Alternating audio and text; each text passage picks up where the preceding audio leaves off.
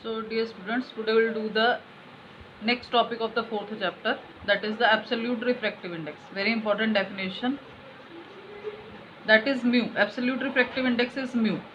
So this is equal to the speed of light in vacuum or air to the speed of light in medium. So this is equal to C over V. Absolute refractive index is equal to C over V. So this mu is always greater than 1. Always. It can never be less than 1. Reason being, because the C is always greater than V. The speed of light in air or vacuum is always greater than the speed of light in medium. So that's why this mu is always greater than 1.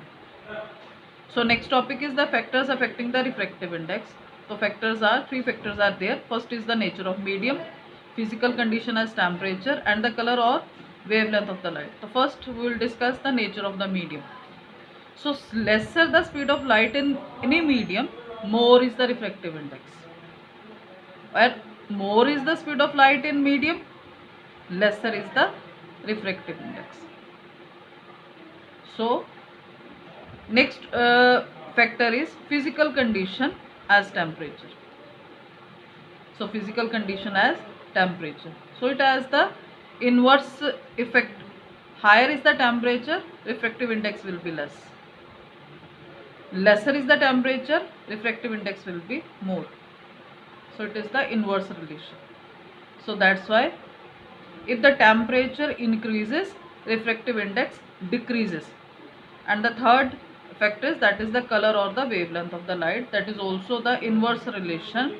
Higher the wavelength of the light, lesser is the refractive index, and lesser the wavelength of the light, more is the refractive index. It means the refractive index for the violet color is more as compared to the red color, because the red color is having the higher wavelength.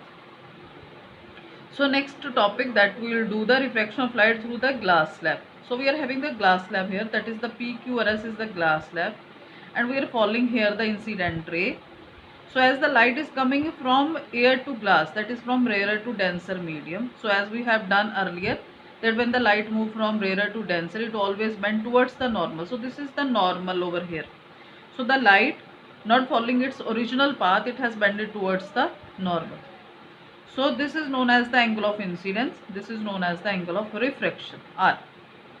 So next, when this light will fall on the second interface, that is the SR. So when it will fall over here, now the light is going from glass to air. That means the denser to rarer medium.